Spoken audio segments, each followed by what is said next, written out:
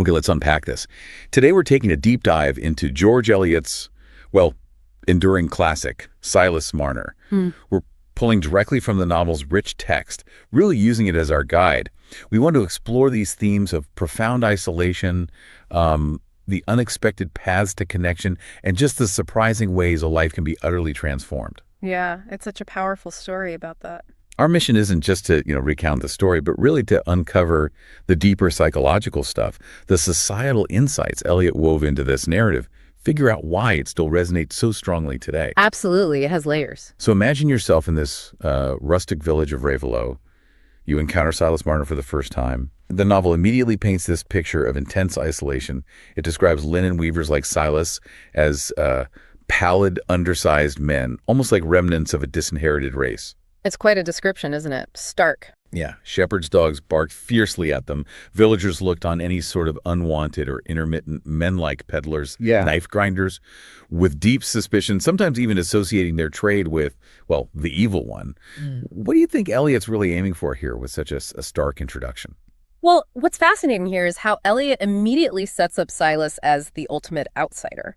She uses these, almost caricatured descriptions of weavers to establish this pervasive sense of societal marginalization, prejudice even. Right. It's her way of showing how communities, often driven by fear of the unknown, can actively other individuals. It creates this sort of self-fulfilling prophecy of isolation. And Silas's stone cottage near that deserted stone pit, it just reinforces this. He's literally on the edge geographically and socially. And this fear, this otherness, it wasn't just like an abstract idea, was it? His large, brown, protuberant eyes, they were thought to dart cramp or wickets. Creepy stuff. And his loon's questionable sound held this half-fearful fascination for the village boys. You mentioned the deep suspicion, but how did that actually play out for Silas specifically? Because there were also rumors that he could cure rheumatism, right? That's a really key point. This vague fear, kind of ironically, combined with his valuable weaving skills, especially after the old Tarley weaver died, it actually protected him in a way. It's a pragmatic protection, really. His usefulness just outweighed their suspicion. It created this delicate balance where he was, feared but tolerated. A classic example of how communities often navigate the uncomfortable presence of an outsider. Okay. And after 15 years, this perception solidified. It morphed into this strong belief that Silas had laid by a fine sight of money somewhere, enough to buy up bigger men. So the suspicion kind of evolved into this fixed idea about his hidden wealth. So while his outward life seemed pretty much unchanging, Eliot tells us that Silas's inward life had been a history and a metamorphosis in that solitude. That's quite a statement. It suggests his internal world was, well, anything but static, which brings us to a really crucial piece of his past, doesn't it? Precisely. His Raveloe isolation, it wasn't his first experience of, profound suffering. Silas had this dramatically different past back in a place called Lantern Yard. Right, Lantern Yard. He was part of a narrow religious sect. He was highly thought of, considered a young man of exemplary life and ardent faith. This was a community where he felt this deep sense of belonging, spiritual connection, which of course makes his subsequent fall all the more devastating. A really stark contrast. But then, this mysterious event just shattered that foundation. He experienced a cataleptic trance during a prayer meeting. It lasted an hour or more, initially mistaken for death. Yeah, quite dramatic. And while his community viewed this as a peculiar discipline, his close friend William Dane jarringly suggested it was a visitation of Satan. What does that moment tell us about maybe the fragility of trust and faith within that kind of rigid community? This is where Eliot really starts to unpack the theme of betrayal and, frankly, the corrupting influence of self-interest. William Dane's sudden suggestion that Silas's trance was demonic, and then Sarah, Silas's fiancée, showing strange fluctuation in her manner. It just highlights how quickly suspicion can poison even the closest relationships. Especially there. Yeah, particularly within a community so focused on perceived purity, it really foreshadows the deeper betrayal that's coming. And that deeper betrayal, it happened fast. Right. One night, Silas and William are attending the senior deacon. No. Silas falls into a trance. The deacon dies. William, who is supposed to relieve Silas, just doesn't show up. Convenient, right? Right. Silas is then summoned, and to his horror, his own knife is found at the deacon's bedside where the church money had been stolen. He trembles, declaring, "God will clear me. I know nothing about the knife being there or the money being gone. Search me in my dwelling. You will find nothing but £3.5 of my own savings, which William Day knows I have had these 6 months." But the church, they resolve it through praying and drawing lots. Yeah. And Silas is declared guilty. This trial by lots, it's such a deeply cynical moment in the novel. It really demonstrates how a community, even one supposedly founded on faith, can just succumb to groupthink, to superstition, using this seemingly divine method to justify what feels like a predetermined outcome. It feels rigged. Totally. And Silas's silent acceptance of his suspension, followed by Sarah marrying William Dane just a month later, it just reveals the absolute destruction of his world. It's a trauma so profound, it fundamentally reshapes his entire being, drives him to flee Lantern Yard and basically abandon his faith entirely. So his move to Ravello, this place utterly alien to Lantern Yard, it left his faith benumbed. He felt no unseen love that cared for him, believing the power he had vainly trusted in was very far away. Just an immense void. And into this void, something unexpected, something else entered his life, didn't it? Indeed. It was into this, spiritual vacuum that a new, almost destructive purpose emerged. When Silas received payment in gold, actual coins, for Mrs. Osgood's linen, it introduced this novel sensation. Oh, the gold. The gold.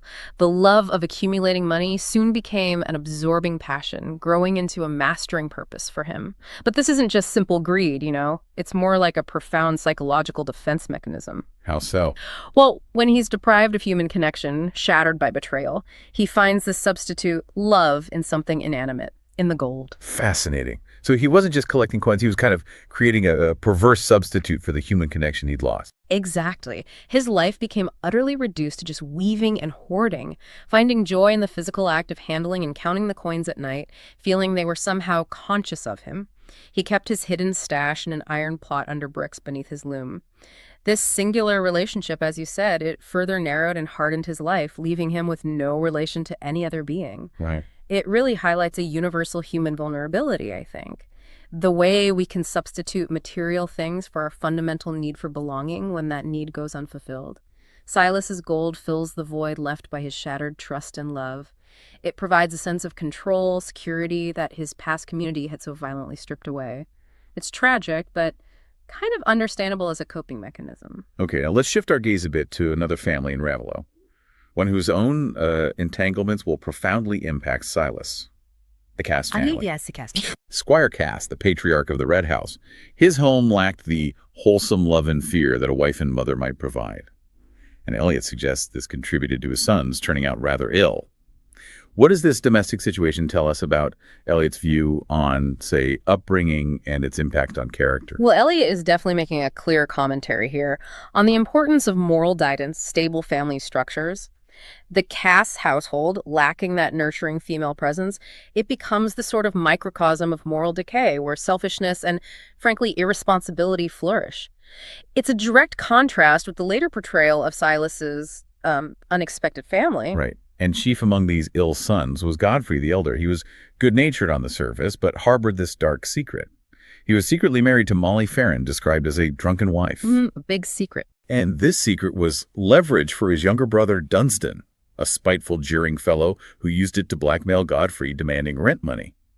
Godfrey was even forced to consider selling his prized horse, Wildfire, to pay Dunstan off. This whole situation just vividly exposes Godfrey's irresolution and moral cowardice. Godfrey's tendency to trust to casualties, hope for favorable chance, rather than just confessing his wrongdoings. It's a classic literary portrayal of moral cowardice. Eliot isn't just describing a character, she's critiquing that human tendency to avoid accountability, showing how unaddressed guilt can just corrode a life from within, even when someone seems outwardly successful. Yeah, he just keeps hoping to dodge the unpleasant consequences. Exactly, through evasion, which just sets him up for deeper falls later on. And it's this moral weakness that directly sets the stage for the robbery.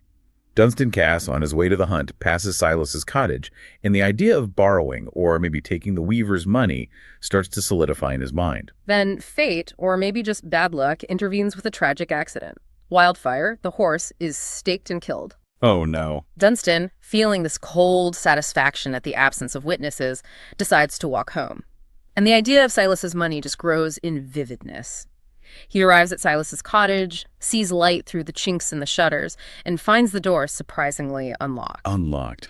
That seems odd for It Silas. is. He enters to find a bright fire, but no weaver. His mind quickly jumps to the stone pit nearby. He guesses Silas might have fallen in. And without much hesitation, he notices the covered bricks by the loom, sweeps away the sand, and unearths the 2 leather bags of guineas. Within moments, he flees into the thickening darkness with all of Silas's gold. This act, while it seems like a stroke of luck for Dunstan, becomes a massive catalyst for Silas, doesn't it? Absolutely. This robbery, though devastating for Silas in the short term, is ironically the event that strips him of that false comfort, that gold obsession. It plunges him into a new level of desolation, yes, but it's almost a necessary desolation. It clears the ground for a real transformation later. And that desolation is just palpable.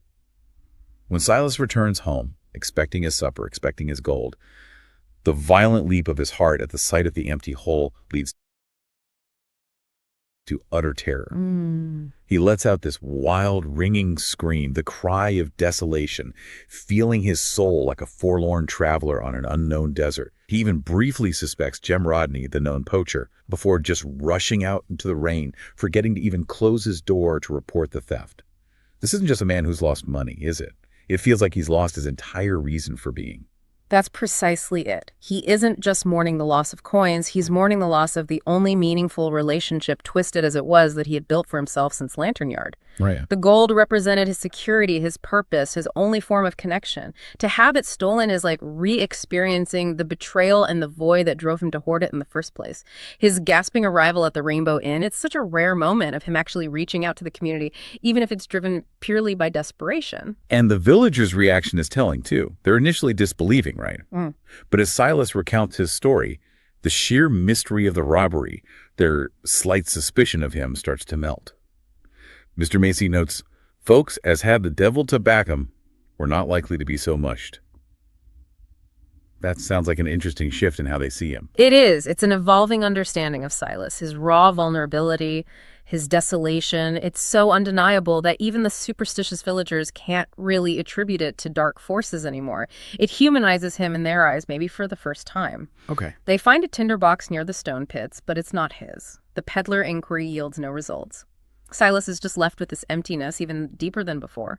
But in this shared human experience of loss, maybe a tiny crack opens in his isolation. And it is into this profound emptiness, on a New Year's Eve no less, that something truly extraordinary occurs. Molly Farron, Godfrey's secret wife. She undertakes this desperate journey through the snow, intending to expose Godfrey at the big dance. A desperate move. Totally. But struggling with laudanum, she collapses and dies in the snow right near Silas's cottage. But from this tragedy, a new life literally stumbles toward his door. The child, Eppie.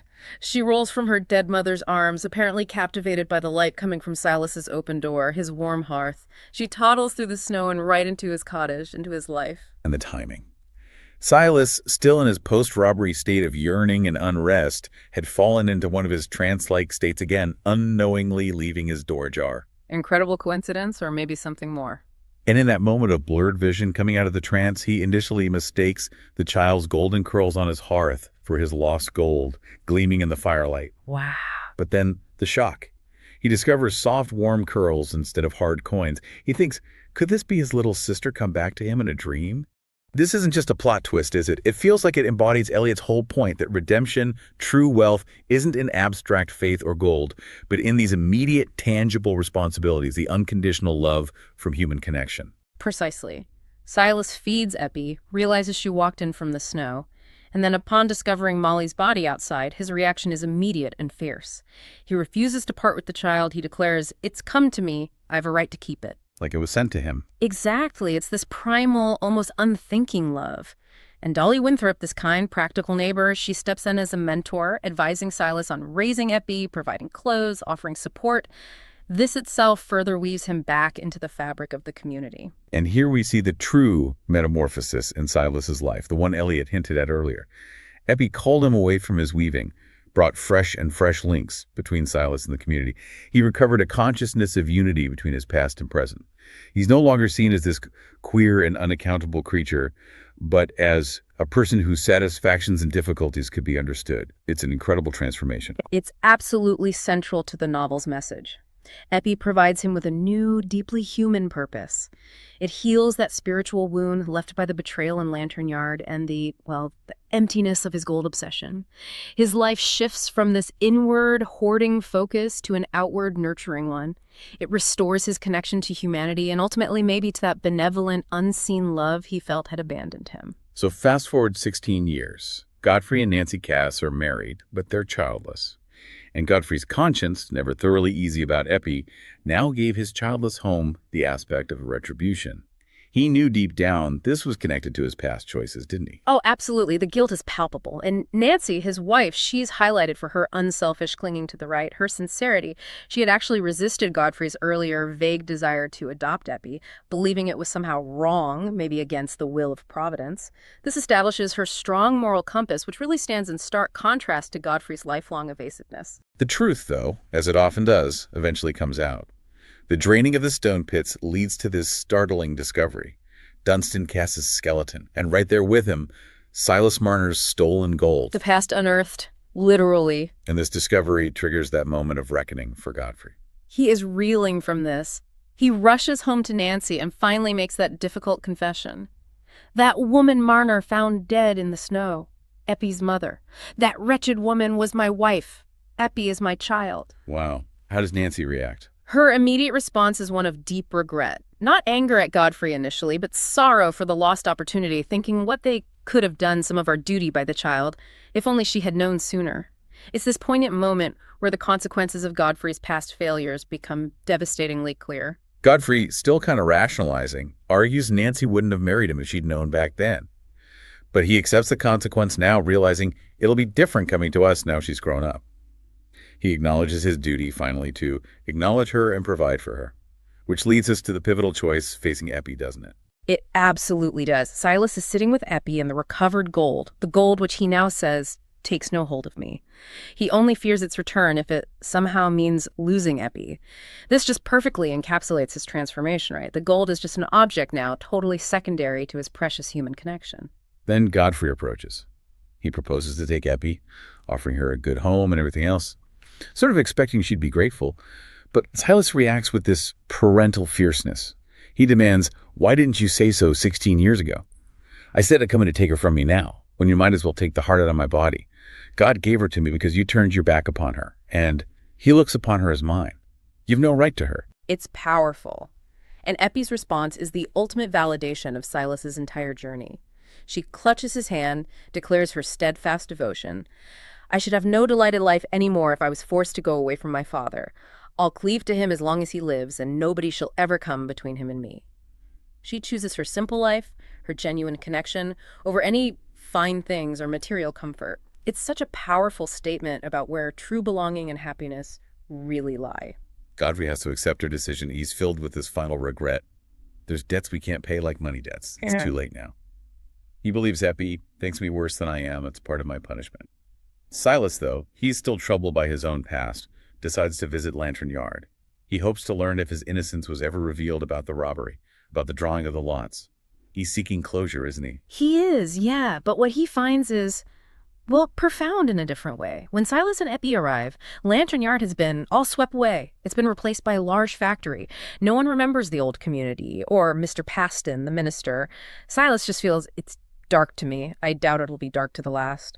It's this powerful statement about the impermanence of things, of institutions, the past, and maybe how some injustices just never get fully rectified or understood, not by human means anyway. But amidst that lingering darkness, Dolly Winthrop, always that comforting voice of practical wisdom, she offers this profound perspective. She says, "It's the will of them above, as many things should be dark to us. But there's some things as I've never felt in the dark about, and they're mostly what comes in the day's work. Alls we've got to do is to trust him. There's a good and a right's bigger, nor what we can know." It's beautiful, isn't it? And Silas echoes Dolly. He finally finds his peace. He says, "There's good at this world. I have a feeling of that now. That drawing of the lots is dark, but the child was sent to me. There's dealings with us. There's dealings. It really highlights his restored faith, not in a rigid doctrine like lantern yard, but in some kind of unseen love that manifests through human connection, through unexpected blessings. And the story concludes with Epi marrying Aaron, Dolly's son. She reassures Silas, "You won't be giving me away, Father. You'll only be taking Aaron to be a son to you." It just perfectly completes that circle of family and belonging for Silas. Yeah. So if we connect all this to the bigger picture, the story of Silas Marner, it just beautifully illustrates how profound suffering, real isolation, can actually be transformed by these unexpected, humble connections. Silas finds his real gold not in the coins he hoarded, but in Epi, the innocent child who literally stumbles into his life. His belief right at the end that the money was taken away from me in time, and you see it's been kept till it was wanted for you. It's wonderful, or life is wonderful, that truly captures this idea that what we might perceive as terrible loss can often be a necessary step toward unexpected redemption and, well, true fulfillment. So what does this all mean for you, listening? This deep dive into Silas Marner really makes you think, doesn't it? In our own lives, when we experience loss, betrayal, or just feel disconnected. Do we retreat? Do we fixate on what's gone? Or are we open to the dealings of the world, as Silas puts it? Are we ready to recognize that new, maybe unexpected blessings might be sent to us, often from places we least expect? Ready to transform our own isolation into connection and maybe redefine where true value and happiness are really found? Makes you think.